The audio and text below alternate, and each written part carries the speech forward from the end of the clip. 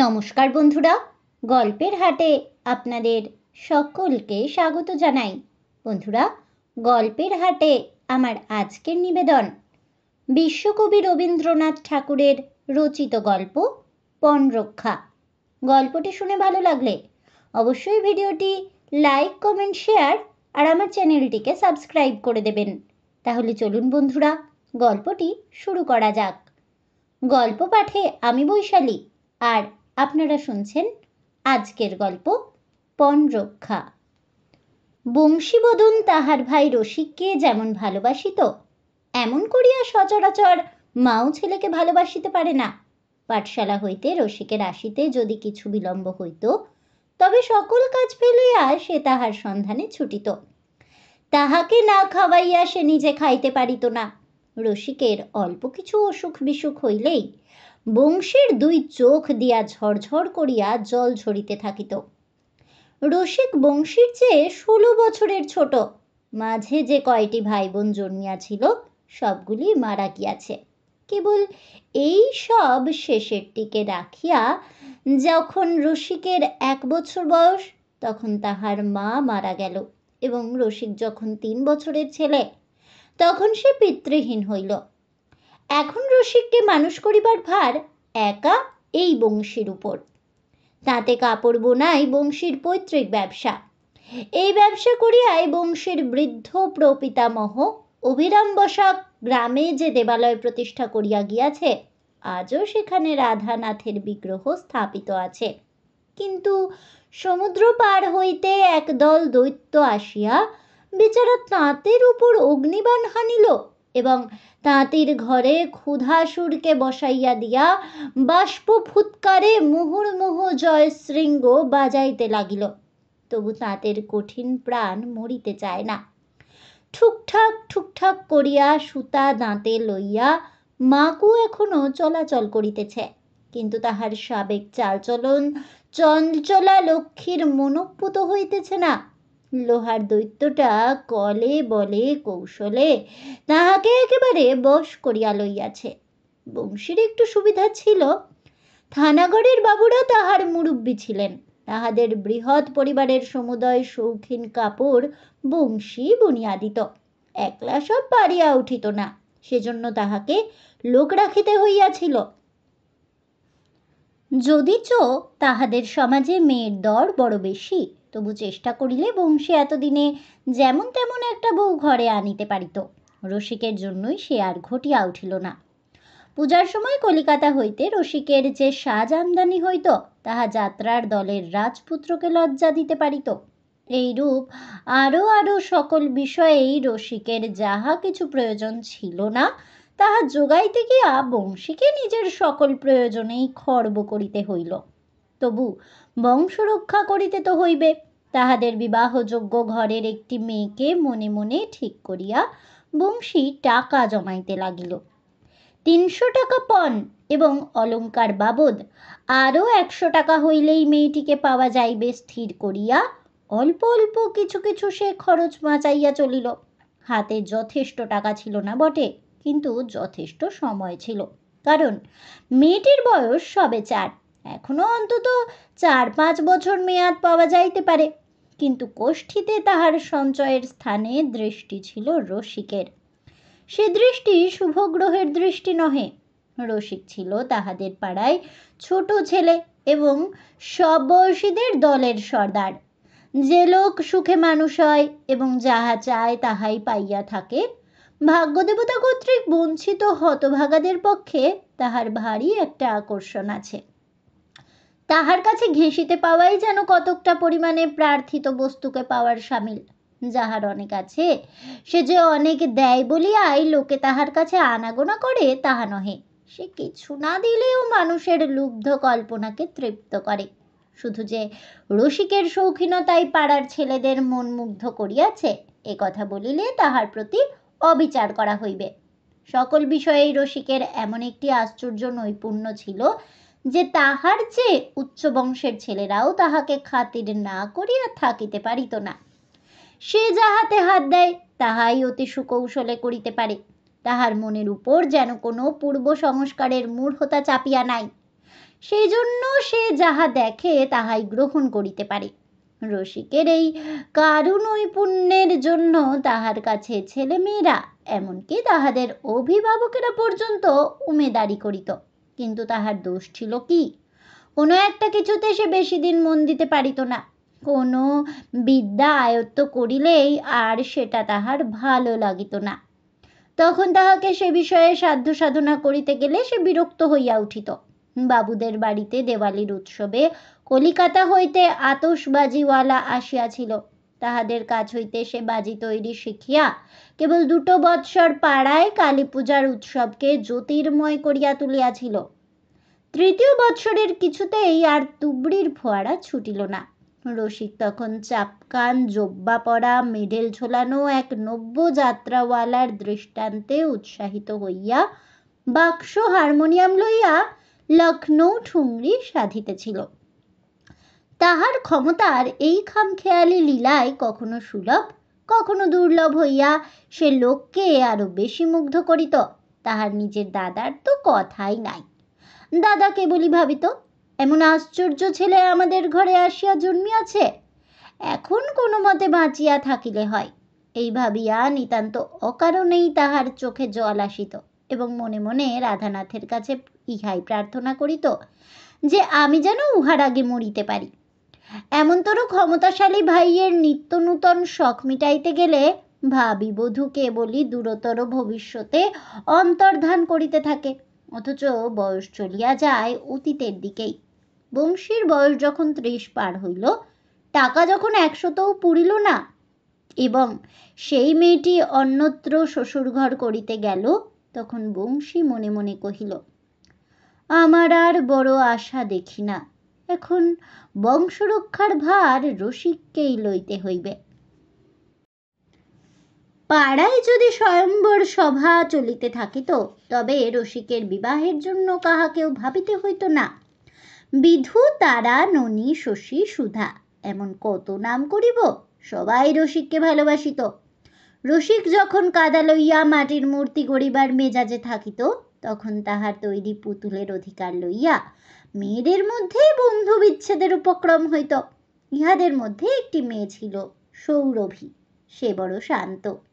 সে চুপ করিয়া বসিয়া পুতুল গড়া দেখিতে ভালোবাসিত এবং প্রয়োজন মতো রসিককে কাদা, কাঠি প্রভৃতি অগ্রসর করিয়া দিত। তাহার ভারী ইচ্ছা রসিক তাহাকে একটা কিছু ফরমাস করে।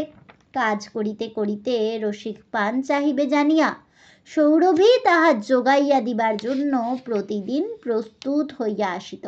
রসিক স্বহস্তের কীর্তিগুলি তাহার সামনে সাজাইয়া ধরিয়া যখন বলিত, সুইরি, তুই এর কোনটা নিবি বল, তখন সে ইচ্ছা করিলে যেটা খুশি লইতে পারিত, কিন্তু সংকোচে কোনোটাই লইত না। রসিক নিজের পছন্দ মতো জিনিসটা তাহাতে তুলিয়া দিত। পুতুল গড়ার পর্ব শেষ হইলে যখন হারমোনিয়াম বাজাইবার দিন আসিল, তখন পাড়ার ছেলেমেয়েরা সকলেই এই যন্ত্রটা টেপাটুপি করিবার জন্য ঝুঁকিয়া পড়িত। রসিক তাহাদের সকলকেই হুঙ্কার দিয়া খেদাইয়া রাখিত। সৌরভী কোনো উৎপাত করিত না। সে তাহার ডুরে শাড়ি পরিয়া, বড় বড় চোখ মেলিয়া, বাম হাতের উপর শরীরটার ভার দিয়া হেলিয়া বসিয়া চুপ করিয়া আশ্চর্য হইয়া দেখিত। রসিক ডাকিত, আয় শৈরি, একবার টিপিয়া দেখ। সে মৃদু মৃদু হাসিত, অগ্রসর হইতে চাহিত না। রসিক অসম্মতি সত্ত্বেও নিজের হাতে তাহার আঙুল ধরিয়া তাহাকে দিয়া বাজাইয়া লইত। সৌরভীর দাদা গোপালও রসিকের ভক্তবৃন্দের মধ্যে একজন অগ্রগণ্য ছিল। সৌরভীর সঙ্গে তাহার প্রভেদ এই যে ভালো জিনিস লইবার জন্য তাহাকে কোনোদিন সাধিতে হইত না। সে আপনি ফরমাস করিত এবং না পাইলে অস্থির করিয়া তুলিত। নূতন গোছের যাহা কিছু দেখিতে পাইত তাহাই সে সংগ্রহ করিবার জন্য ব্যস্ত হইয়া উঠিত। রসিক কাহারও আবদার বড় সহিতে পারিত না, তবু গোপাল যেন অন্য ছেলেদের চেয়ে রসিকের কাছে কিছু বেশি প্রশ্রয় পাইত। বংশী মনে মনে ঠিক করিল, এই সৌরভীর সঙ্গেই রসিকের বিবাহ দিতে হইবে। কিন্তু সৌরভীর ঘর তাহাদের চেয়ে বড়, 500 টাকার কমে কাজ হইবার আশা নাই। এতদিন বংশী কখনো রসিককে তাহার তাঁত বোনায় সাহায্য করিতে অনুরোধ করে নাই। খাটুনি সমস্তই সে নিজের ঘাড়ে লইয়াছিল। রসিক নানা প্রকার বাজে কাজ লইয়া লোকের মনোরঞ্জন করিত, ইহা তাহার দেখিতে ভালোই লাগিত। রসিক ভাবিত, দাদা কেমন করিয়া যে রোজই এই এক তাঁতের কাজ লইয়া পড়িয়া থাকে কে জানে, আমি হইলে তো মরিয়া গেলেও পারি না। তাহার দাদা নিজের সম্বন্ধে নিতান্তই টানাটানি করিয়া চালাইত, ইহাতে সে দাদাকে কৃপণ বলিয়া জানিত। তাহার দাদার সম্বন্ধে রসিকের মনে যথেষ্ট একটা লজ্জা ছিল। শিশুকাল হইতেই সে নিজেকে তাহার দাদা হইতে সকল বিষয়ে ভিন্ন শ্রেণীর লোক বলিয়াই জানিত। তাহার দাদাই তাহার এই ধারণাকে প্রশ্রয় দিয়া আসিয়াছে। এমন সময়ে বংশী নিজের বিবাহের আশা বিসর্জন দিয়া রসিকেরই বধূ আনিবার জন্য যখন উৎসুক হইল, তখন বংশীর মন আর ধৈর্য মানিতে চাহিল না। প্রত্যেক মাসের বিলম্ব তাহার কাছে অসহ্য বোধ হইতে লাগিল। বাজনা বাজিতেছে, আলো জ্বালা হইয়াছে, বরসজ্জা করিয়া রসিকের বিবাহ হইতেছে। এই আনন্দের ছবি বংশীর মনে তৃষ্ণার্তের সম্মুখে মৃগ তৃষ্ণিকার মতো কেবলই জাগিয়া আছে। তবু যথেষ্ট দ্রুত বেগে টাকা জমিতে চায় না। যত বেশি চেষ্টা করে ততই যেন সফলতাকে আরো বেশি দূরবর্তী বলিয়া মনে হয়। বিশেষত মনের ইচ্ছার সঙ্গে শরীরটা সমান বেগে চলিতে চায় না, বারবার ভাঙিয়া ভাঙিয়া পড়ে। পরিশ্রমের মাত্রা দেহের শক্তিকে ছাড়াইয়া যাইবার জো করিয়াছে। যখন সমস্ত গ্রাম নিষুপ্ত, কেবল নিশাচরীর চৌকিদারের মতো প্রহরে প্রহরে শৃগালের দল হাঁক দিয়া যাইতেছে, তখনও মিটমিটে প্রদীপে বংশী কাজ করিতেছে। এমন কত রাত ঘটিয়াছে, বাড়িতে তাহার এমন কেহই ছিল না যে তাহাকে নিষেধ করে। এদিকে যথেষ্ট পরিমাণে পুষ্টিকর আহার হইতেও বংশী নিজেকে বঞ্চিত করিয়াছে। গায়ের শীতবস্ত্রখানা জীর্ণ হইয়া পড়িয়াছে, তাহা নানা ছিদ্রের খিড়কির পথ দিয়া গোপনে শীতকে ডাকিয়া ডাকিয়াই আনে। গত 2 বৎসর হইতে প্রত্যেক শীতের সময়ই বংশী মনে করে, এইবারটা একরকম করিয়া চালাইয়া দিই, আর একটু হাতে টাকা জমুক, আসছে বছরে যখন কাবুলিওয়ালা তাহার শীতবস্ত্রের বোঝা লইয়া গ্রামে আসিবে, তখন একটা কাপড় ধারে কিনিয়া তাহার পরের বৎসরে শোধ করিব, ততদিনে তহবিল ভরিয়া উঠিবে। সুবিধা মতো বৎসর আসিল না, ইতিমধ্যে তাহার শরীর টেকে না এমন হইয়া আসিল। এতদিন পরে বংশী তাহার ভাইকে বলিল, তাঁতের কাজ আমি একলা চালাইয়া উঠিতে পারি না, তুমি আমার কাজে যোগ দাও। রসিক কোনো জবাব না করিয়া মুখ বাঁকাইল। শরীরের অসুখে বংশীর মেজাজ খারাপ ছিল। সে রসিককে ভর্ৎসনা করিল, কহিল, বাপ পিতামহের ব্যবসা পরিত্যাগ করিয়া তুমি যদি দিনরাত হো হো করিয়া বেড়াইবে, তবে তোমার দশা হইবে কি? কথাটা অসংগত নহে এবং ইহাকে কটূক্তিও বলা যায় না, কিন্তু রসিকের মনে হইল এত বড় অন্যায় তাহার জীবনে সে কোনোদিন সহ্য করে নাই। সেদিন বাড়িতে সে বড় একটা কিছু খাইল না। ছিপাতে করিয়া চন্দনী দোহে মাছ ধরিতে বসিল। শীতের মধ্যাহ্ন নিস্তব্ধ, ভাঙা উঁচু পাড়ির উপর শালিক নাচিতেছে, পশ্চাতের আমবাগানে ঘুঘু ডাকিতেছে এবং জলের কিনারায় শৈবালের উপর একটি পতঙ্গ তাহার স্বচ্ছ দীর্ঘ 2 পাখা মেলিয়া দিয়া স্থিরভাবে রৌদ্র পোহাইতেছে। কথা ছিল, রসিক আজ গোপালকে লাঠি খেলা শিখাইবে। গোপাল তাহার আশু কোনো সম্ভাবনা না দেখিয়া রসিকের ভাঁড়ের মধ্যেকার মাছ ধরিবার কেঁচোগুলাকে লইয়া স্থিরভাবে ঘাঁটাঘাঁটি করিতে লাগিল। রসিক তাহার গালে ঠাস করিয়া এক চড় বসাইয়া দিল। কখন তাহার কাছে রসিক পান চাহিবে বলিয়া সৌরভী যখন ঘাটের পাশে ঘাসের উপর 2 পা মেলিয়া অপেক্ষা করিয়া আছে, এমন সময় রসিক হঠাৎ তাহাকে বলিল, শৈরি, বড় ক্ষুধা পাইয়াছে, কিছু খাবার আনিয়া দিতে পারিস? সৌরভী খুশি হইয়া তাড়াতাড়ি ছুটিয়া গিয়া বাড়ি হইতে আঁচল ভরিয়া মুড়ি মুড়কি আনিয়া উপস্থিত করিল। রসিক সেদিন তাহার দাদার কাছেও ঘেঁষিল না। বংশীর শরীর মন খারাপ ছিল। রাত্রে সে তাহার বাপকে স্বপ্ন দেখিল। স্বপ্ন হইতে উঠিয়া তাহার মন আরো বিকল হইয়া উঠিল। তাহার নিশ্চয় মনে হইল বংশলোপের আশঙ্কায় তাহার বাপের পরলোকেও ঘুম হইতেছে না। পরদিন বংশী কিছু জোর করিয়াই রসিককে কাজে বসাইয়া দিল। কেননা ইহা তো ব্যক্তিগত সুখ দুঃখের কথা নহে, এ যে বংশের প্রতি কর্তব্য। রসিক কাজে বসিল বটে, কিন্তু তাহাতে কাজের সুবিধা হইল না। তাহার হাত আর চলেই না।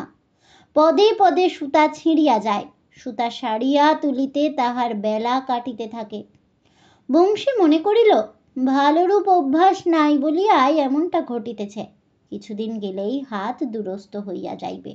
কিন্তু স্বভাবপটু রসিকের হাত দুরস্ত হইবার দরকার ছিল না বলিয়াই তাহার হাত দুরস্ত হইতে চাহিল না। বিশেষত তাহার অনুগত বর্গ তাহার সন্ধানে আসিয়া যখন দেখিত সে নিতান্ত ভালো মানুষটির মতো তাহাদের বাপ পিতামহের চিরকালীন ব্যবসায় লাগিয়া গেছে, তখন রসিকের মনে ভারী লজ্জা এবং রাগ হইতে লাগিল। দাদা তাহাকে তাহার এক বন্ধুর মুখ দিয়া খবর দিল যে সৌরভীর সঙ্গেই রসিকের বিবাহের সম্বন্ধ স্থির করা যাইতেছে। বংশী মনে করিয়াছিল এই সুখবরটায় নিশ্চয়ই রসিকের মন নরম হইবে, কিন্তু সেরূপ ফল তো দেখা গেল না। দাদা মনে করিয়াছেন সৌরভীর সঙ্গে বিবাহ হইলেই আমার মোক্ষ লাভ হইবে। সৌরভীর প্রতি হঠাৎ তাহার ব্যবহারের এমনি পরিবর্তন হইল যে সে বেচারা আঁচলের প্রান্তে পান বাঁধিয়া তাহার কাছে আসিতে আর সাহসী করিত না। সমস্ত রকম সকম দেখিয়া কি জানি এই ছোট শান্ত মেয়েটির ভারী কান্না পাইতে লাগিল। হারমোনিয়াম বাজনা সম্বন্ধে অন্য মেয়েদের চেয়ে তাহার যে একটু বিশেষ অধিকার ঘটিয়াছিল সে তো ঘুচিয়াই গেল। তারপর সর্বদাই রসিকের যে ফাই ফরমাস খাটিবার ভার তাহার উপর ছিল সেটাও রহিল না। হঠাৎ জীবনটা ফাঁকা এবং সংসারটা নিতান্তই ফাঁকি বলিয়া তাহার কাছে মনে হইতে লাগিল।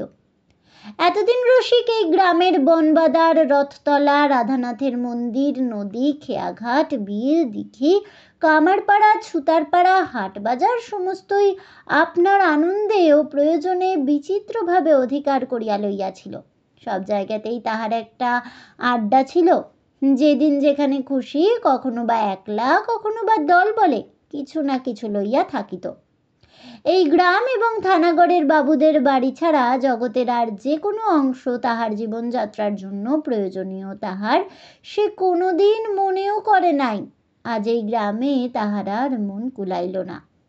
দূর দূর, বহু দূরের জন্য তাহার চিত্ত ছটফট করিতে লাগিল।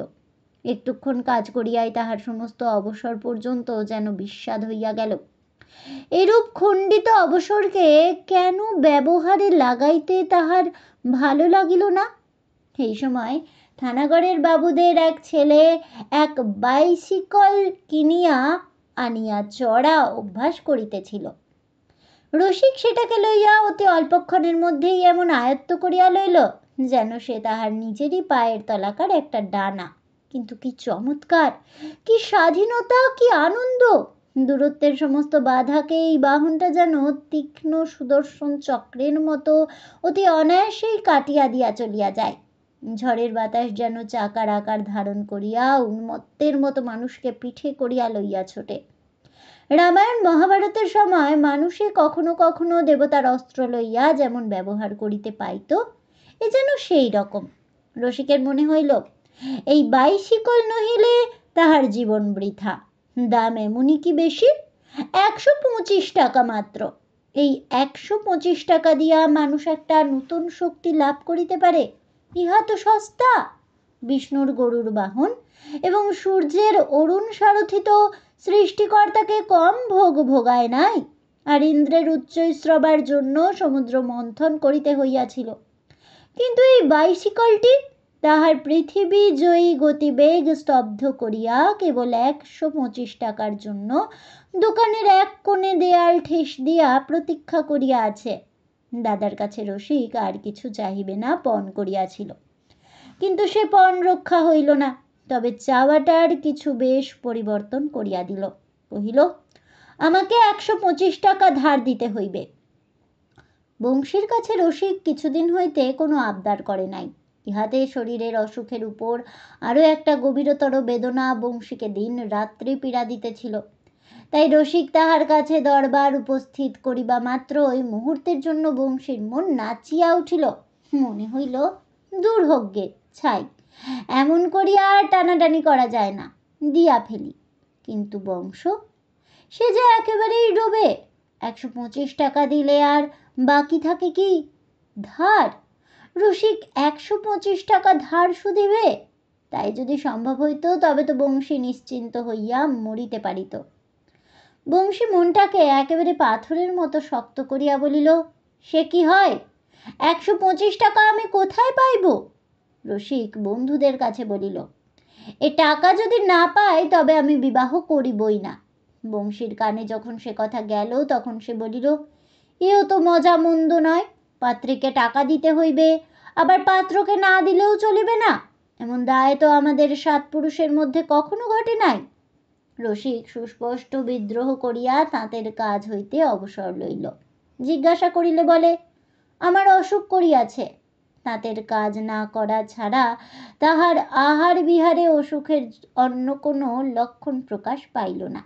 বংশী মনে মনে একটু অভিমান করিয়া বলিল, থাক, উহাকে আমি আর কখনো কাজ করিতে বলিব না, বলিয়া রাগ করিয়া নিজেকে আরো বেশি কষ্ট দিতে লাগিল। বিশেষত সেই বছরেই বয়কটের কল্যাণে হঠাৎ তাঁতের কাপড়ের দর এবং আদর অত্যন্ত বাড়িয়া গেল। তাঁতিদের মধ্যে যাহারা অন্য কাজে ছিল তাহারাও প্রায় সকলে তাঁতে ফিরিল। নিয়ত চঞ্চল মাকুগুলা ইঁদুর বাহনের মতো সিদ্ধিদাতা গণনায়ককে বাংলাদেশের তাঁতির ঘরে দিন রাত কাঁধে করিয়া দৌড়াইতে লাগিল। এখন এক মুহূর্ত তাঁত কামাই পড়িলে বংশীর মন অস্থির হইয়া উঠে। এই সময় রসিক যদি তাহার সাহায্য করে তবে 2 বৎসরের কাজ 6 মাসে আদায় হইতে পারে, কিন্তু সে আর ঘটিল না। কাজেই ভাঙা শরীর লইয়া বংশী একেবারে সাধ্যের অতিরিক্ত পরিশ্রম করিতে লাগিল। রসিক প্রায় বাড়ির বাহিরে বাহিরেই কাটায়, কিন্তু হঠাৎ একদিন যখন সন্ধ্যার সময় বংশীর হাত আর চলে না, পিঠের দাঁড়া যেন ফাটিয়া পড়িতেছে, কেবলই কাজের গোলমাল হইয়া যাইতেছে এবং তাহা সারিয়া লইতে বৃথা সময় কাটিতেছে, এমন সময় শুনিতে পাইল সেই কিছুকালের উপেক্ষিত হারমোনিয়াম যন্ত্রে আবার লখনৌ ঠুংরি বাজিতেছে। এমন দিন ছিল যখন কাজ করিতে করিতে রসিকের এই হারমোনিয়াম বাজনা শুনিলে গর্ব আনন্দে বংশীর মন পুলকিত হইয়া উঠিত। আজ একেবারেই সেরূপ হইল না। সে তাঁত ফেলিয়া ঘরের আঙিনার কাছে আসিয়া দেখিল একজন কোথাকার অপরিচিত লোককে রসিক বাজনা শুনাইতেছে। ইহাতে তাহার জ্বর তপ্ত ক্লান্ত দেহ আরো জ্বলিয়া উঠিল। মুখে তাহার যাহা আসিল তাহাই বলিল। রসিক উদ্ধত হইয়া জবাব করিল, তোমার অন্যে যদি আমি ভাগ বসাই তবে আমি ইত্যাদি ইত্যাদি। বংশী কহিল, আর মিথ্যা বড়াই করিয়া কাজ নাই, তোমার সামর্থ্য যতদূর ঢের দেখিয়াছি, শুধু বাবুদের নকলে বাজনা বাজাইয়া নবাবি করিলেই তো হয় না। বলিয়া সে চলিয়া গেল, আর তাঁতে বসিতে পারিল না। ঘরে মাদুরে গিয়া শুইয়া পড়িল। রসিক যে হারমোনিয়াম বাজাইয়া চিত্ত বিনোদন করিবার জন্য সঙ্গী জুটাইয়া আনিয়াছিল তাহা নহে। থানাগড়ে যে সার্কাসের দল আসিয়াছিল, রসিক সেই দলে চাকরির উমেদারি করিতে গিয়াছিল। সেই দলেরই একজনের কাছে নিজের ক্ষমতায় পরিচয় দিবার জন্য তাহাকে যতগুলি গান জানে একে একে শুনাইতে প্রবৃত্ত হইল। এমন সময় সঙ্গীতের মাঝখানে নিতান্ত অন্যরকম সুর আসিয়া পৌঁছিল। আজ পর্যন্ত বংশীর মুখ দিয়া এমন কঠিন কথা কখনো বাহির হয় নাই। নিজের বাক্যে সে নিজেই আশ্চর্য হইয়া গেল।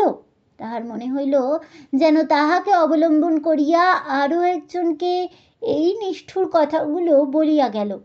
এমনতর মর্মান্তিক ভর্ৎসনা পরে বংশীর পক্ষে আর তাহার সঞ্চয়ের টাকা রক্ষা করা সম্ভবপর নহে। যে টাকার জন্য হঠাৎ এমন অভাবনীয় কাণ্ডটা ঘটিতে পারিল, সেই টাকার উপর বংশীর ভারী একটা রাগ হইল। তাহাতে আর তাহার কোনো সুখ রহিল না।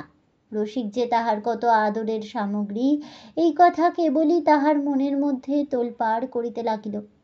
যখন সে দাদা শব্দ উচ্চারণ করিতে পারিত না, যখন তাহার দুরন্ত হস্ত হইতে তাঁতের সুতাগুলোকে রক্ষা করা এক বিষম ব্যাপার ছিল, যখন তাহার দাদা হাত বাড়াইবা মাত্র সে অন্য সকলের কোল হইতে ঝাঁপাইয়া পড়িয়া সবেগে তাহার বুকের উপর আসিয়া পড়িত এবং তাহার ঝাঁকড়া চুল ধরিয়া টানাটানি করিত, তাহার নাক ধরিয়া দন্তহীন মুখের মধ্যে পুরিবার চেষ্টা করিত, সে সমস্তই সুস্পষ্ট মনে পড়িয়া বংশীর প্রাণীর ভিতরটাতে হাহা করিতে লাগিল। সে আর শুইয়া থাকিতে পারিল না। রসিকের নাম ধরিয়া বার কয়েক করুণ কণ্ঠে ডাকিল। সাড়া না পাইয়া তাহার জ্বর লইয়াই সে উঠিল, গিয়া দেখিল সেই হারমোনিয়ামটা পাশে পড়িয়া আছে। অন্ধকারে দাওয়ায় রসিক চুপ করিয়া একলা বসিয়া।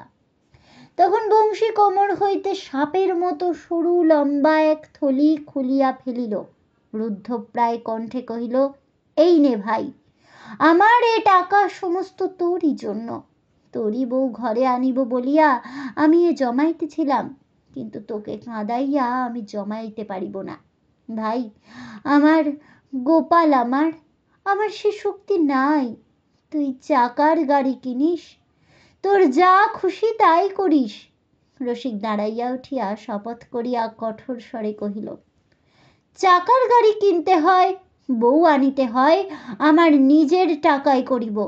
তোমারও টাকা আমি ছুঁইব না বলিয়া বংশীর উত্তরের অপেক্ষা না করিয়া ছুটিয়া চলিয়া গেল। উভয়ের মধ্যে আর এই টাকার কথা বলার পথ রহিল না। কোনো কথা বলাই অসম্ভব হইয়া উঠিল। রসিকের ভক্তশ্রেষ্ঠ গোপাল আজকাল অভিমান করিয়া দূরে দূরে থাকে। রসিকের সামনে দিয়া তাহাকে দেখাইয়া দেখাইয়া একাই মাছ ধরিতে যায়। আগেকার মতো তাহাকে ডাকাডাকি করে না। আর সৌরভীর তো কথাই নাই। রসিক দাদার সঙ্গে তাহার আড়ি, একেবারে জন্মের মতো আড়ি।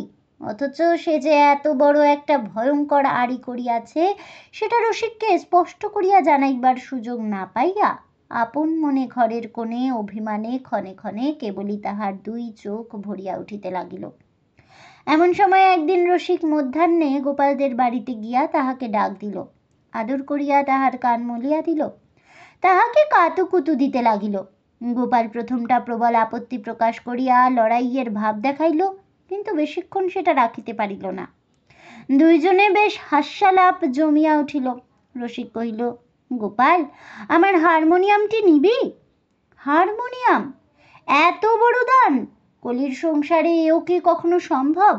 কিন্তু যে জিনিসটা তাহার ভালো লাগে, বাধা না পাইলে সেটা অসংকোচে গ্রহণ করিবার শক্তি গোপালের যথেষ্ট পরিমাণে ছিল। অতএব হারমোনিয়ামটি সে অবিলম্বে অধিকার করিয়া লইল, বলিয়া রাখিল। ফিরিয়া চাহিলে আর কিন্তু পাইবে না। গোপালকে যখন রসিক ডাক দিয়াছিল তখন নিশ্চয়ই জানিয়াছিল। সে ডাক অন্তত আরও একজনের কানে গিয়া পৌঁছিয়াছে, কিন্তু বাহিরে আজ তাহার কোনো প্রমাণ পাওয়া গেল না। তখন রসিক গোপালকে বলিল, শৈরি কোথায় আছে? একবার ডাকিয়া আনতো। গোপাল ফিরিয়া আসিয়া কহিল, শৈরি বলিল তাহাকে এখন বড়ি শুকাইতে দিতে হইবে, তাহার সময় নাই। রসিক মনে মনে হাসিয়া কহিল, চল দেখি সে কোথায় বড়ি শুকাইতেছে।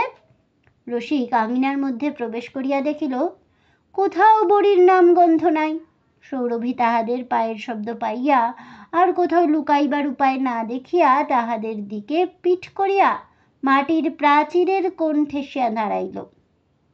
রসিক তাহার কাছে গিয়া তাহাকে ফিরাইবার চেষ্টা করিয়া বলিল, রাগ করেছিস শৈরি?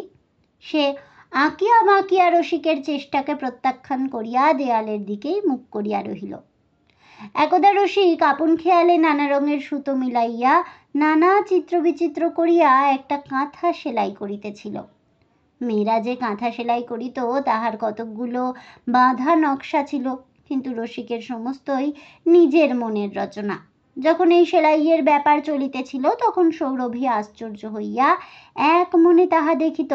সে মনে করিত, জগতে কোথাও এমন আশ্চর্য কাঁথা আজ পর্যন্ত রচিত হয় নাই। প্রায় যখন কাঁথা শেষ হইয়া আসিয়াছে, এমন সময়ে রসিকের বিরক্তি বোধ হইল। সে আর শেষ করিল না। ইহাতে সৌরভী মনে ভারী পীড়া বোধ করিয়াছিল। এইটে শেষ করিয়া ফেলিবার জন্য সে রসিককে কতবার যে কত সানুনয় অনুরোধ করিয়াছে তাহার ঠিক নাই। আর ঘণ্টা 2-3 বসিলেই শেষ হইয়া যায়, কিন্তু রসিকের যাহাতে গা লাগে না তাহাতে তাহাকে প্রবৃত্ত করাইতে কে পারে? হঠাৎ এতদিন পরে রসিক কাল রাত্রি জাগিয়া সেই কাঁথাটি শেষ করিয়াছে। রসিক বলিল, শৈরি, এই গাঁথাটা শেষ করিয়াছি, একবার দেখবি না? অনেক কষ্টে সৌরভী মুখ ফিরাইতেই সেই আঁচল দিয়া মুখ ঝাঁপিয়া ফেলিল। তখন যে তাহার দুই কপল বাহিয়া জল পড়িতেছিল, সে জল সে দেখাইবে কেমন করিয়া? সৌরভীর সঙ্গে তাহার পূর্বের সহজ সম্বন্ধ স্থাপন করিতে রসিকের যথেষ্ট সময় লাগিল। অবশেষে উভয় পক্ষে সন্ধি যখন এতদূর অগ্রসর হইল যে সৌরভী রসিককে পান আনিয়া দিল, তখন রসিক সেই কাঁথার আবরণ খুলিয়া সেটা আঙিনার উপর মেলিয়া দিল। সৌরভীর হৃদয়টি বিস্ময়ে অভিভূত হইয়া গেল।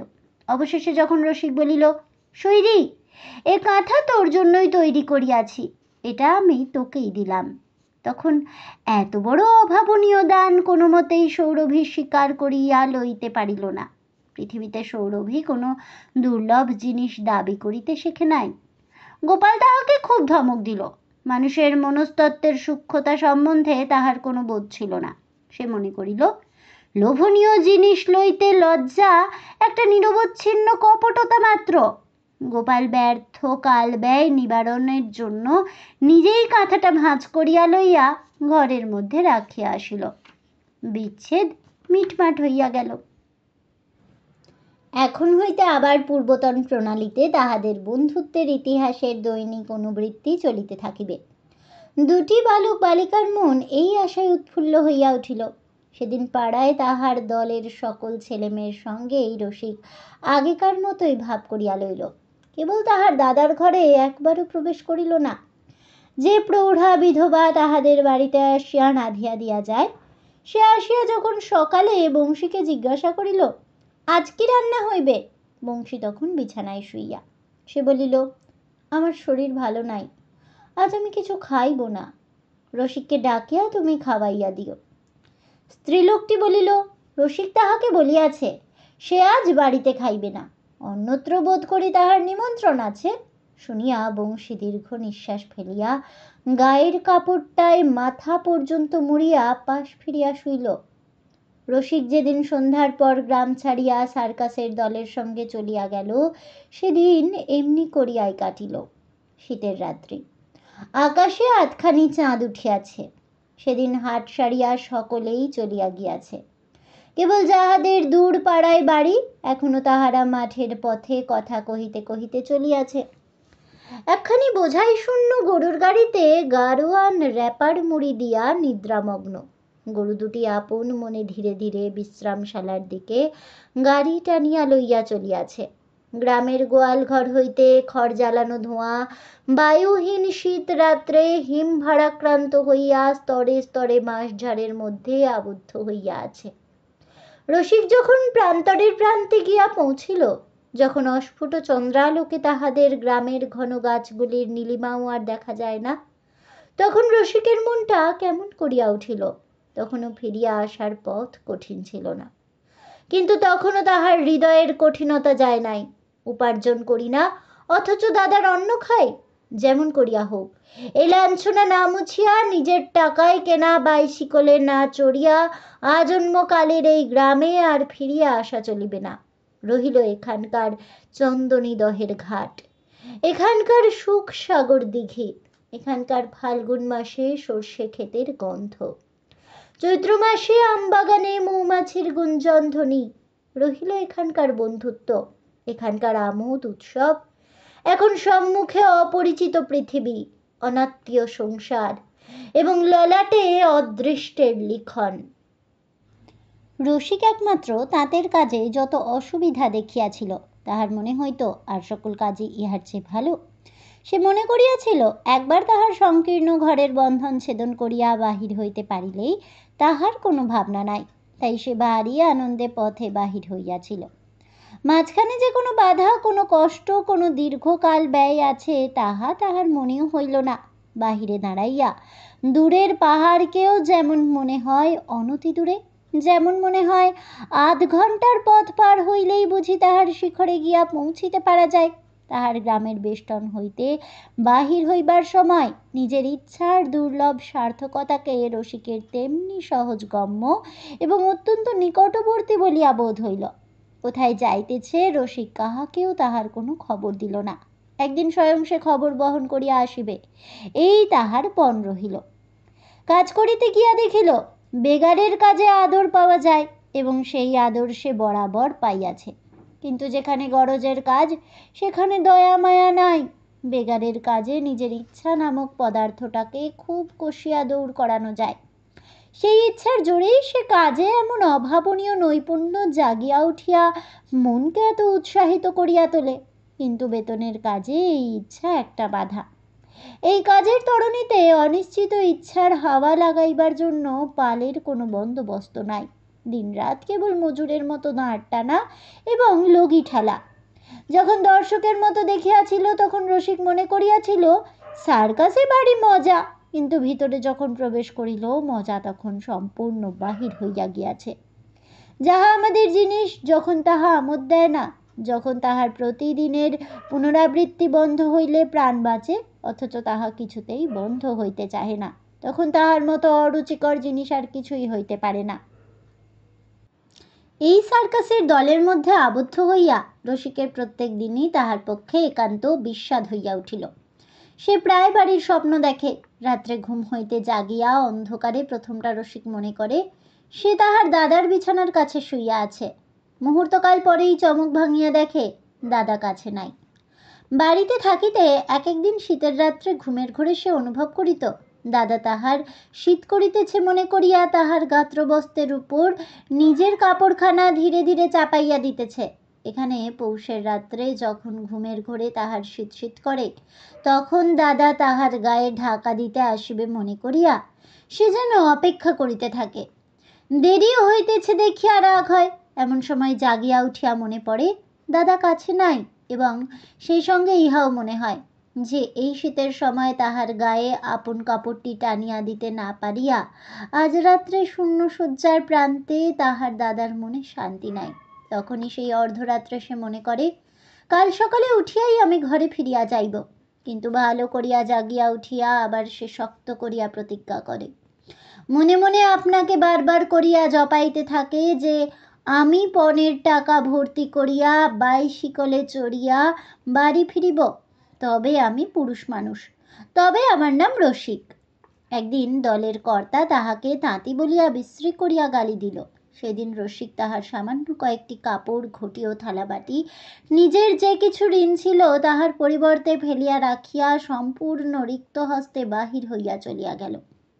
সমস্ত দিন কিছু খাওয়া হয় নাই।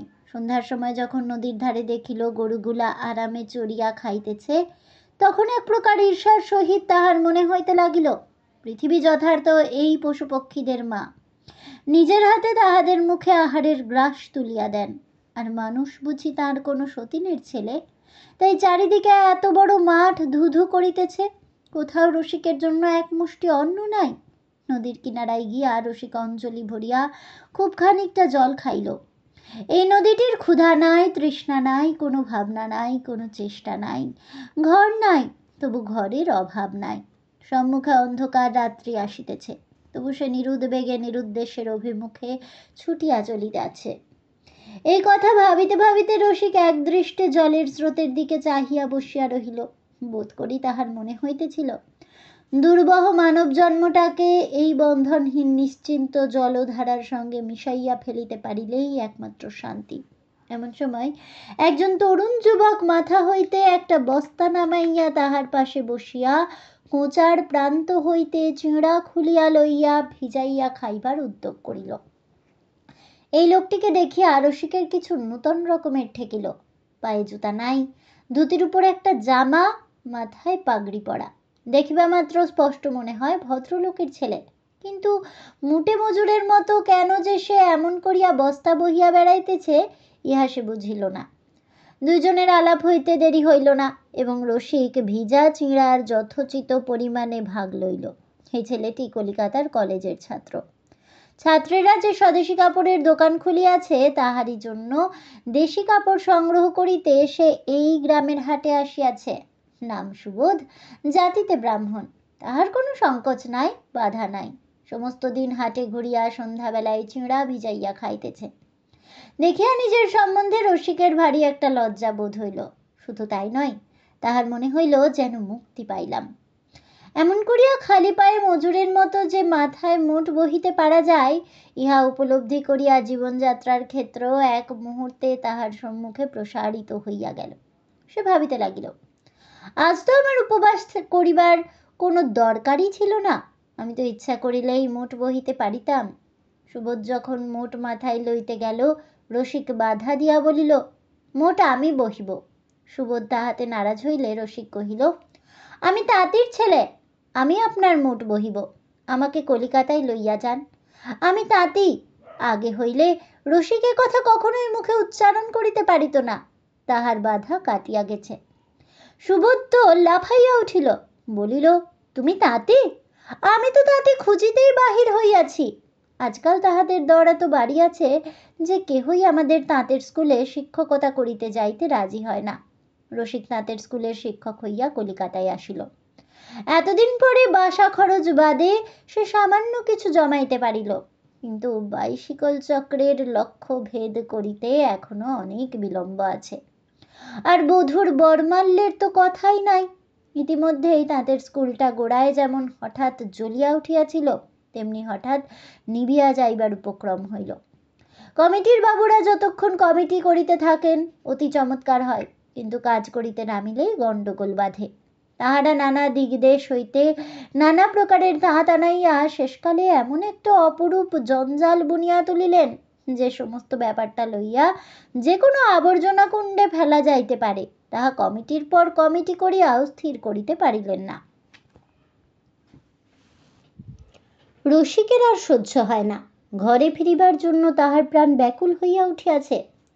চোখের সামনে সে কেবলই আপনার গ্রামের নানা ছবি দেখিতেছে, অতি তুচ্ছ খুঁটিনাটিও উজ্জ্বল হইয়া তাহার মনের সামনে দেখা দিয়া যাইতেছে। পুরোহিতের আধপাগলা ছেলেটা, তাহাদের প্রতিবেশীর কপিল বর্ণের বাছুরটা, নদীর পথে যাইতে রাস্তার দক্ষিণ ধারে একটা তাল গাছকে শিকড় দিয়া আটিয়া জড়াইয়া একটা অশ্বত্থ গাছ দুই কুস্তিগির পালোয়ানের মতো প্যাঁচ কষিয়া দাঁড়াইয়া আছে। তাহারই তলায় একটা অনেক দিনের পরিত্যক্ত ভিটা। তাহাদের বিলের তিন দিকে আমন ধান, একপাশে গভীর জলের প্রান্তে মাছ ধরা জাল বাঁধিবার জন্য মাছের খোঁটা পোঁতা, তাহারই উপরে একটি মাছরাঙা চুপ করিয়া বসিয়া। কৈবর্ত পাড়া হইতে সন্ধ্যার পরে মাঠ পার হইয়া কীর্তনের শব্দ আসিতেছে। ভিন্ন ভিন্ন ঋতুতে নানা প্রকার মিশ্রিত গন্ধে গ্রামের ছায়াময় পথে স্তব্ধ হাওয়া ভরিয়া রহিয়াছে। আর তারই সঙ্গে মিলিয়া তাহার সেই ভক্তবন্ধুর দল, সেই চঞ্চল গোপাল, সেই আঁচলের খুঁটে পান বাঁধা বড় বড় স্নিগ্ধ চোখ মেলা সৌরভী, এই সমস্ত স্মৃতি ছবিতে গন্ধে শব্দে স্নেহে প্রীতিতে বেদনায় তাহার মনকে প্রতিদিন গভীরতর আবিষ্ট করিয়া ধরিতে লাগিল। গ্রামে থাকিতে রসিকের যে নানা প্রকার কারুনৈপুণ্য প্রকাশ পাইত, এখানে তাহা একেবারে বন্ধ। এখানে তাহার কোনো মূল্য নাই। এখানকার দোকান বাজারের কলের তৈরি জিনিস হাতের চেষ্টাকে লজ্জা দিয়া নিরস্ত করে। তাদের স্কুলে কাজের বিড়ম্বনা মাত্র, তাহাতে মন ভরে না। থিয়েটারের দীপশিখা তাহার চিত্তকে পতঙ্গের মতো মরণের পথে টানিয়াছিল। কেবল টাকা জমাইবার কঠোর নিষ্ঠা তাহাকে বাঁচাইয়াছে। সমস্ত পৃথিবীর মধ্যে কেবলমাত্র তাহার গ্রামটিতে যাইবার পথই তাহার কাছে রুদ্ধ। এই জন্য ওই গ্রামে যাইবার টান প্রতি মুহূর্তে তাহাকে এমন করিয়া পীড়া দিতেছে। তাঁতের স্কুলে সে প্রথমটা ভারী ভরসা পাইয়াছিল, কিন্তু আজ যখন সে আশা আর টেকে না, যখন তাহার 2 মাসের বেতনই সে আদায় করিতে পারিল না, তখন সে আপনাকে আর ধরিয়া রাখিতে পারে না, এমন হইল। সমস্ত লজ্জা স্বীকার করিয়া মাথা হেঁট করিয়া এই 1 বৎসর প্রবাসবাসের বৃহৎ ব্যর্থতা বহিয়া দাদার আশ্রয়ে যাইবার জন্য তাহার মনের মধ্যে কেবলই তাগিদ আসিতে লাগিল। যখন মনটা অত্যন্ত যাই যাই করিতেছে, এমন সময় তাহার বাসার কাছে খুব ধুম করিয়া একটা বিবাহ হইল। সন্ধ্যাবেলায় বাজনা বাজাইয়া বর আসিল। সেই দিন রাত্রেই রসিক স্বপ্ন দেখিল, তাহার মাথায় টোপর, গায়ে লাল চেলি, কিন্তু সে গ্রামের বাঁশঝাড়ের আড়ালে দাঁড়াইয়া আছে। পাড়ার ছেলেমেয়েরা তোর বর আসিয়াছে বলিয়া সৌরভীকে খেপাইতেছে। সৌরভী বিরক্ত হইয়া কাঁদিয়া ফেলিয়াছে। রসিক তাহাদিগকে শাসন করিতে ছুটিয়া আসিতে চায়, কিন্তু কেমন করিয়া কেবলই বাঁশের কঞ্চিতে তাহার কাপড় জড়াইয়া যায়, ডালে তাহার টোপর আটকায়, কোনো মতেই পথ করিয়া বাহির হইতে পারে না। জাগিয়া উঠিয়া রসিকের মনের মধ্যে ভারী লজ্জা বোধ হইতে লাগিল। বধূ তাহার জন্য ঠিক করা আছে, অথচ সেই বধূকে ঘরে আনিবার যোগ্যতা তাহার নাই। এইটাই তাহার কাপুরুষতার সবচেয়ে চূড়ান্ত পরিচয় বলিয়া মনে হইল। না, এত বড় দীনতা স্বীকার করিয়া গ্রামে ফিরিয়া যাওয়া কোনো মতেই হইতে পারে না। অনাবৃষ্টি যখন চলিতে থাকে তখন দিনের পর দিন কাটিয়া যায়, মেঘের আর দেখা নাই। যদি বা মেঘ দেখা যায়, বৃষ্টি পড়ে না। যদি বা বৃষ্টি পড়ে, তাহাতে মাটি ভেজে না। কিন্তু বৃষ্টি যখন নামে তখন দিগন্তের এক কোণে যেমনি মেঘ দেখা যায়, অমনি দেখিতে দেখিতে আকাশ ছাইয়া ফেলে এবং অবিরল বর্ষণে পৃথিবী ভাসিয়া যাইতে থাকে। রসিকের ভাগ্যে হঠাৎ সেই রকমটা ঘটিল। জানকী নন্দী মস্ত ধনী লোক। সে একদিন কাহার কাছ হইতে কি একটা খবর পাইল। তাঁতের স্কুলের সামনে তাহার জুড়ি আসিয়া থামিল। তাঁতের স্কুলের মাস্টারের সঙ্গে তাহার 2-4টে কথা হইল এবং তাহার পরদিনই রসিক আপনার মেসের বাসা পরিত্যাগ করিয়া নন্দীবাবুদের মস্ত তেতালা বাড়ির এক ঘরে আশ্রয় গ্রহণ করিল। নন্দীবাবুদের বিলাতের সঙ্গে কমিশন এজেন্সির মস্ত কারবার। সেই কারবারে কেন যে জানকীবাবু অযাচিতভাবে রসিককে একটা নিতান্ত সামান্য কাজে নিযুক্ত করিয়া যথেষ্ট পরিমাণে বেতন দিতে লাগিলেন, তাহা রসিক বুঝিতেই পারিল না। সেরকম কাজের জন্য লোক সন্ধান করিবার দরকারই হয় না, এবং যদি বা লোক জোটে তাহার তো এত আদর নহে। বাজারে নিজের মূল্য কত এত দিনে রসিক তাহা বুঝিয়া লইয়াছে। অতএব জানকীবাবু যখন তাহাকে ঘরে রাখিয়া যত্ন করিয়া খাওয়াইতে লাগিলেন, তখন রসিক তাহার এত আদরের মূল কারণ সুদূর আকাশের গ্রহ নক্ষত্র ছাড়া আর কোথাও খুঁজিয়া পাইল না। কিন্তু তাহার শুভ গ্রহটি অত্যন্ত দূরে ছিল না। তাহার একটু সংক্ষিপ্ত বিবরণ বলা আবশ্যক। একদিন জানকীবাবুর অবস্থা এমন ছিল না। তিনি যখন কষ্ট করিয়া কলেজে পড়িতেন, তখন তাহার সতীর্থ হরমোহন বসু ছিলেন তাহার পরম বন্ধু। হরমোহন ব্রাহ্ম সমাজের লোক। এই কমিশন এজেন্সি হরমোহনদেরই পৈতৃক বাণিজ্য। তাহাদের একজন মুরব্বী ইংরেজ সদাগর তাহার পিতাকে অত্যন্ত ভালোবাসিতেন। তিনি তাহাকে এই কাজে জুড়িয়া দিয়াছিলেন। হরমোহন তাহার নিঃস্ব বন্ধু জানকীকে এই কাজে টানিয়া লইয়াছেন। সেই দরিদ্র অবস্থায় নূতন যৌবনে সমাজ সংস্কার সম্বন্ধে জানকীর উৎসাহ হরমোহনের চেয়ে কিছুমাত্র কম ছিল না। তাই তিনি পিতার মৃত্যুর পরে তাহার ভগিনীর বিবাহের সম্বন্ধ ভাঙিয়া দিয়া তাহাকে বড় বয়স পর্যন্ত লেখাপড়া শিখাইতে প্রবৃত্ত হইলেন। ইহাতে তাহাদের তন্তুবায় সমাজে যখন তাহার ভগিনীর বিবাহ অসম্ভব হইয়া উঠিল, তখন কায়স্থ হরমোহন নিজে তাহাকে এই সংকট হইতে উদ্ধার করিয়া এই মেয়েটিকে বিবাহ করিলেন। তাহার পরে অনেক দিন চলিয়া গিয়াছে। হরমোহনেরও মৃত্যু হইয়াছে, তাহার ভগিনীও মারা গেছে। ব্যবসাটিও প্রায় সম্পূর্ণ জানকীর হাতে আসিয়াছে। ক্রমে বাসা বাড়ি হইতে তাহার তেতালা বাড়ি হইল।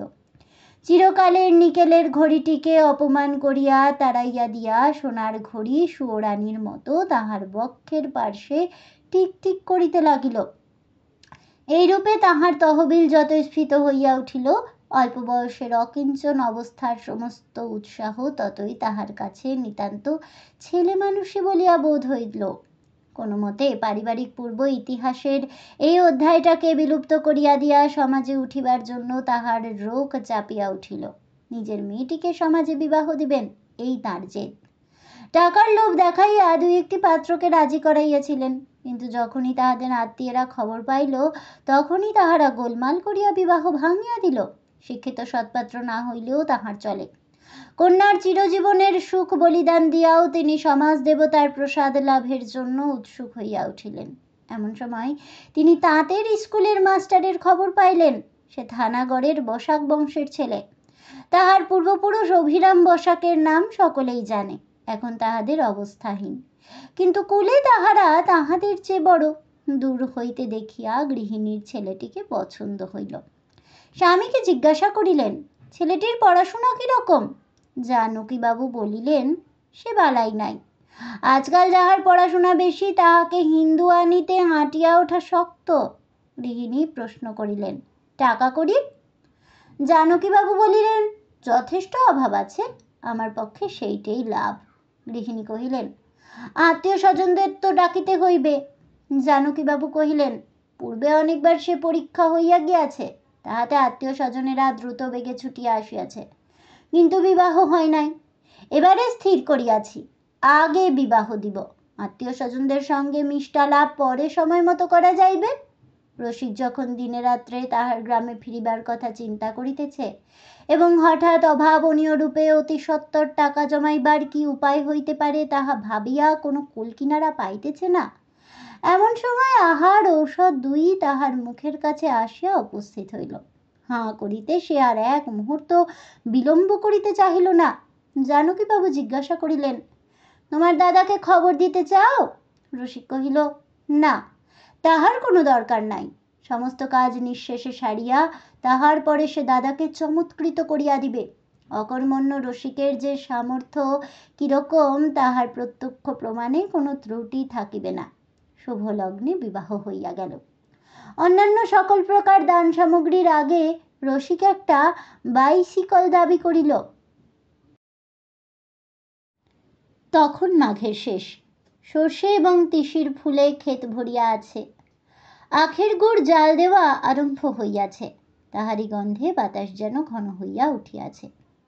ঘরে ঘরে গোলা ভরা ধান এবং কলাই, গোয়ালের প্রাঙ্গণে খড়ের গাদা স্তূপাকার হইয়া রহিয়াছে। ওপারে নদীর চরে বাথানে রাখালেরা গরু মহিষের দল লইয়া কুটিরে বাঁধিয়া বস করিতেছে। খেয়াঘাটের কাজ প্রায় বন্ধ হইয়া গিয়াছে। নদীর জল কমিয়া গিয়া লোকেরা কাপড় গুটাইয়া হাঁটিয়া পার হইতে আরম্ভ করিয়াছে। রসিক কলার পরানো শার্টের উপর মালকোঁচা মারিয়া ঢাকাই ধুতি পরিয়াছে। শার্টের উপরে বোতাম খোলা কালো বনাতের কোট, পায়ে রঙিন ফুল মোজা ও চকচকে কালো চামড়ার শৌখিন বিলাতি জুতা। ডিস্ট্রিক্ট বোর্ডের পাকা রাস্তা বাহিয়া দ্রুত বেগে সে বাইসিকল চালাইয়া আসিল। গ্রামের কাঁচা রাস্তায় আসিয়া তাহাকে বেগ কমাইতে হইল। গ্রামের লোকে হঠাৎ তাহার বেশভূষা দেখিয়া তাহাকে চিনিতেই পারিল না। সেও কাহাকেও কোনো সম্ভাষণ করিল না। তাহার ইচ্ছা অন্য লোকে তাহাকে চিনিবার আগেই সর্বাগ্রে সে তাহার দাদার সঙ্গে দেখা করিবে। বাড়ির কাছাকাছি যখন সে আসিয়াছে তখন ছেলেদের চোখ সে এড়াইতে পারিল না। তাহারে এক মুহূর্তেই তাহাকে চিনিতে পারিল। সৌরভীদের বাড়ির কাছেই ছিল ছেলেরা। সেই দিকে ছুটিয়া চেঁচাইতে লাগিল, সৌরভী দিদির বর এসেছে, সৌরভী দিদির বর। গোপাল বাড়িতেই ছিল। সে ছুটিয়া বাহির হইয়া আসিবার পূর্বেই বাইসিকল রসিকদের বাড়ির সামনে আসিয়া থামিল। তখন সন্ধ্যা হইয়া আসিয়াছে। ঘর অন্ধকার, বাহিরে তালা লাগানো। জনহীন পরিত্যক্ত বাড়ির যেন নীরব একটা কান্না উঠিতেছে। কেহ নাই, কেহ নাই। এক নিমেষেই রসিকের বুকের ভিতরটা কেমন করিয়া উঠিয়া চোখের সামনে সমস্ত অস্পষ্ট হইয়া উঠিল। তাহার পা কাঁপিতে লাগিল। বন্ধু দরজা ধরিয়া সে দাঁড়াইয়া রহিল। তাহার গলা শুকাইয়া গেল। কাহাকেও ডাক দিতে সাহস হইল না। দূরে মন্দিরে সন্ধ্যারতির যে কাঁসর ঘণ্টা বাজিতেছিল তাহা যেন কোনো একটি গত জীবনের পর প্রান্ত হইতে সুগভীর একটা বিদায়ের বার্তা বহিয়া তাহার কানের কাছে আসিয়া পৌঁছিতে লাগিল। সামনে যাহা কিছু দেখিতেছে, এই মাটির প্রাচীর, এই চালাঘর, এই রুদ্ধ কপাট, এই জিগর গাছের বেড়া, এই হেলিয়া পড়া খেজুর গাছ, সমস্তই যেন একটা হারানো সংসারের ছবি মাত্র। কিছুই যেন সত্য নহে। গোপাল আসিয়া কাছে দাঁড়াইল। রসিক পাংশু মুখে গোপালের মুখের দিকে চাহিল। গোপাল কিছু না বলিয়া চোখ নিচু করিল। রসিক বলিয়া উঠিল, বুঝেছি বুঝেছি, দাদা নাই। অমনি সেইখানেই দরজার কাছে সে বসিয়া পড়িল। গোপাল তাহার পাশে বসিয়া কহিল, ভাই রসিক দাদা, চলো আমাদের বাড়ি চলো। রসিক তাহার দুই হাত ছাড়াইয়া দিয়া সেই দরজার সামনে উপর হইয়া মাটিতে লুটাইয়া পড়িল। দাদা, দাদা, দাদা। যে দাদা তাহার পায়ের শব্দটি পাইলে আপনিই ছুটিয়া আসিত, কোথাও তাহার কোনো সাড়া পাওয়া গেল না। গোপালের বাপ আসিয়া অনেক বলিয়া কহিয়া রসিককে বাড়িতে লইয়া আসিল। রসিক সেখানে প্রবেশ করিয়াই মুহূর্ত কালের জন্য দেখিতে পাইল সৌরভী সেই তাহার চিত্রিত কাঁথায় মোড়া কি একটা জিনিস অতি যত্নে রোয়াকের দেয়ালে ঠেসান দিয়া রাখিতেছে। প্রাঙ্গণে লোক সমাগমের শব্দ পাইবা মাত্রই সে ছুটিয়া ঘরের মধ্যে অন্তর্হিত হইল। রসিক কাছে আসিয়াই বুঝিতে পারিল এই কাঁথায় মোড়া পদার্থটি একটি নূতন বাইসিকল। তৎক্ষণাৎ তাহার অর্থ বুঝিতে আর বিলম্ব হইল না। একটা বুক ফাটা কান্না বক্ষ ঠেলিয়া তাহার কণ্ঠের কাছে পাকাইয়া পাকাইয়া উঠিতে লাগিল এবং চোখের জলের সমস্ত রাস্তা যেন ঠাসিয়া বন্ধ করিয়া ধরিল। রসিক চলিয়া গেলে বংশী দিন রাত্রি অবিশ্রাম খাটিয়া সৌরভীর পণ এবং এই বাইসিকল কিনিবার টাকা সঞ্চয় করিয়াছিল। তাহার এক মুহূর্ত আর কোনো চিন্তা ছিল না। ক্লান্ত ঘোড়া যেমন প্রাণপণে ছুটিয়া গম্যস্থানে পৌঁছিয়াই পড়িয়া মারা যায়, তেমনি যেদিন পণের টাকা পূর্ণ করিয়া বংশী বাইসিকলটি ভিপি ডাকে পাঠাইল, সেই দিনই আর তাহার হাত চলিল না। তাহার তাঁত বন্ধ হইয়া গেল। গোপালের পিতাকে ডাকিয়া তাহার হাতে ধরিয়া সে বলিল, আরেকটি বছর রসিকের জন্য অপেক্ষা করিও। এই তোমার হাতে পণের টাকা দিয়া গেলাম। আর যেদিন রসিক আসিবে তাহাকে এই চাকার গাড়িটি দিয়া বলিও, দাদার কাছে চাহিয়াছিল, তখন হতভাগ্য দাদা দিতে পারে নাই, কিন্তু তাই বলিয়া মনে যেন সে রাগ না রাখে। দাদার টাকার উপহার গ্রহণ করিবে না। একদিন এই শপথ করিয়া রসিক চলিয়া গিয়াছিল। বিধাতা তাহার সেই কঠোর শপথ শুনিয়াছিলেন। আজ যখন রসিক ফিরিয়া আসিল তখন দেখিল দাদার উপহার তাহার জন্য এতদিন পথ চাহিয়া বসিয়া আছে, কিন্তু তাহার গ্রহণ করিবার দ্বার একেবারে রুদ্ধ। তাহার দাদা যে তাঁতে আপনার জীবনটি বুনিয়া আপনার ভাইকে দান করিয়াছে, রসিকের ভারী ইচ্ছা করিল সব ছাড়িয়া সেই তাঁতের কাছেই আপনার জীবন উৎসর্গ করে। কিন্তু হায়, কলিকাতা শহরে টাকার হাড়ি কাঠে চিরকালের মতো সে আপনার জীবন বলি দিয়া আসিয়াছে। তাহলে বন্ধুরা, আমার আজকের এই গল্পটি শুনে কেমন লাগলো অবশ্যই আমাকে কমেন্টে জানাবেন। ভিডিওটি ভালো লেগে থাকলে লাইক শেয়ার করতে ভুলবেন না। আমার চ্যানেলের নতুন বন্ধু হয়ে থাকলে চ্যানেলটিকে সাবস্ক্রাইব করে দেবেন। পাশে থাকা বেল বাটনটি প্রেস করে রাখবেন নতুন গল্পের নোটিফিকেশন পাওয়ার জন্য। ফিরে আসছি পরবর্তী গল্প নিয়ে। ততক্ষণ সবাই ভালো থাকুন, সুস্থ থাকুন, আর অবশ্যই সঙ্গে থাকুন আর দেখতে থাকুন গল্পের হাট।